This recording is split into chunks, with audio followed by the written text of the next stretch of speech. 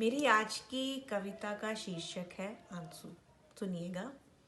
आंसू तू क्या है? आंसू तू क्या है? तेरा रूप क्या है? तेरा स्वरूप क्या है? तेरी संरचना की गई है कैसे? तेरी संरचना की गई है कैसे? क्यों आंखें ही हैं घर तुम्हारा?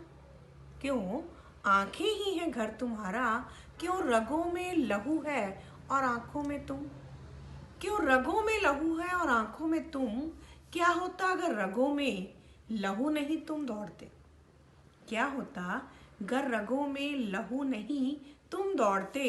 फिर तो शरीर को चोट लगने पर ही तुम बाहर आ पाते।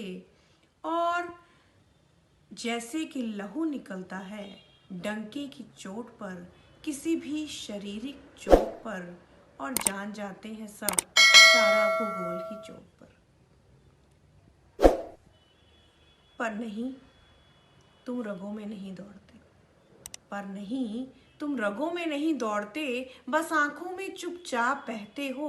और जब दिल और शरीर को चोट पहुंचती है तो आंखों के जरिए बाहर आते हो। पर तब क्या होता है? पर तब क्या होता है जब दिल तो रो रहा होता है पर तुम बाहर नहीं आ पाते? कारण चाहे कुछ भी रहता हो, कारण चाहे कुछ भी रहता हो, शायद हम दूसरों के सामने कमज़ोर नहीं पड़ना चाहते, शायद हम अपना दुख साझा नहीं करना चाहते, या शायद डरते हैं दुनिया के सामने मजाक बनने से। क्योंकि क्योंकि कुछ लोग आंसुओं को कमज़ोरी मानते हैं। क्योंकि कुछ लोग आंसुओं को कमज़ोरी मानते हैं, कुछ कायरता की निशानी।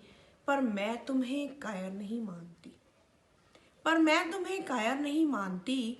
तुम कायरता की नहीं, संवेदनशीलता की निशानी हो, दिल के दिल होने की निशानी हो, इंसानियत की निशानी हो। और फिर समय पर तुम्हारा ना बह पाना भी विकराल रूप ले सकता है, ये सर्वविदित है।